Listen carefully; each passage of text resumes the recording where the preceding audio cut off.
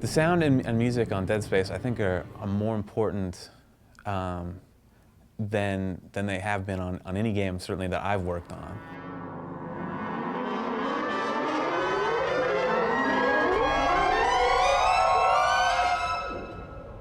It's not creepy unless there's a reason for it to be creepy. We're able to emphasize the fear and support it. And if it's this big, we can make it this big on the fear scale. We were really fortunate on this game that Glenn realized early on, even though he didn't quite know what it was he wanted, he knew that audio was really important. And so he's really made us a big part of it. We've done this before where we've turned off a scary movie, the picture, and just run the audio, and it's very scary. But if you turn off the audio and just watch the movie, it's not scary at all. So in our game, audio is just about everything. Audio and the visual have to be sort of married together.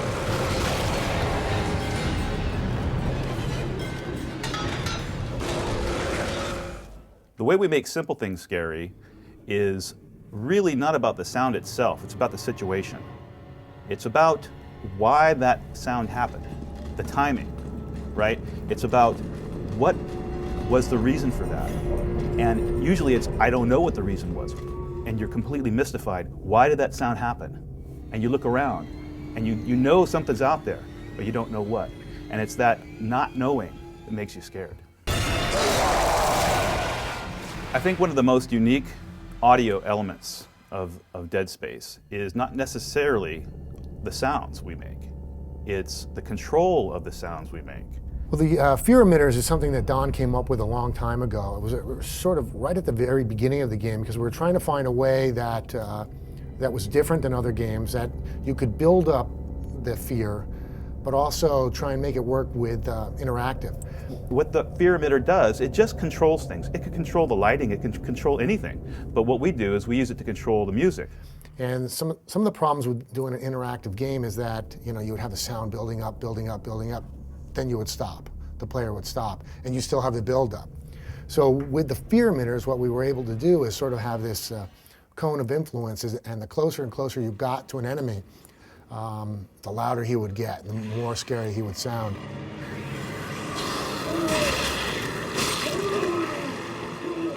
And we wanted to create music that not only sort of guided the player towards the right path, but also was interactive.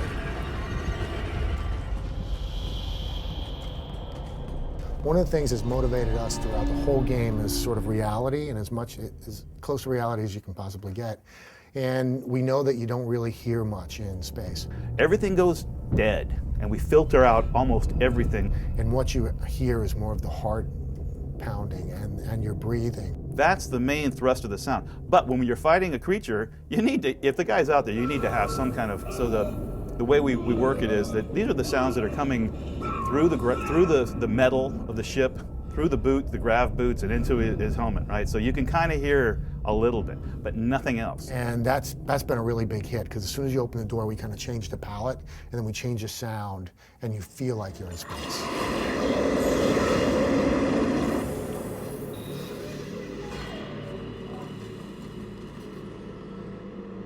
The way I tend to get the unique creature sounds is all about just experimenting. So the monsters in our game are sort of interesting in that they're all sort of based from the human form. And the coolest thing I think about doing the creature voices is really first understanding what the creatures are about. One creature, it starts off looking kind of small and intimidating, and actually use baby sounds and children yelling. But you mix it in with other creatures and panthers and things like that, and what you come up with is something completely different.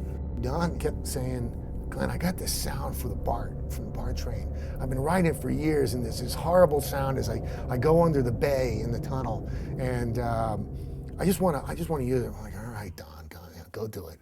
So he comes back, and it's this horrible sound, and he puts it in this one part of the game where we have no action, no enemies, nothing, and all we're doing is blinking the light, and people just want to run out of that room. It's one of the, greatest moments in the game, but nothing's happening but sound and light.